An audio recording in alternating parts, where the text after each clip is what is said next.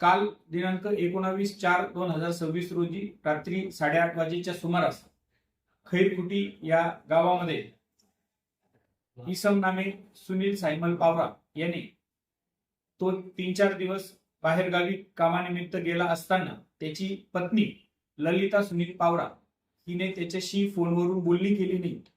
या कारणास्तव गावी आल्यानंतर तिच्याशी वाद घातला आणि नंतर रागाच्या भरात तिच्या डोक्यात दगड घालून तिला जीवे ठार मारले.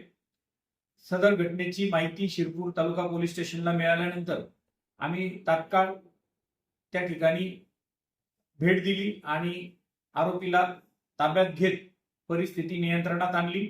आरोपी विरुद्ध गुन्हा रजिस्टर नंबर 118/26 भारतीय न्याय संहिता कलम 103(1) प्रमाणे गुन्हा दाखल केला असून गुन्ह्याचा तपास PSI मनोज कचरे हे करीत आहेत. सदरची कारवाई माननीय पोलीस अधीक्षक श्रीकांत धिवरे सर, अपर पोलीस अधीक्षक Ajay Deore sir, SDPO Vishwajit Jadhav sir यांच्या मार्गदर्शनाखाली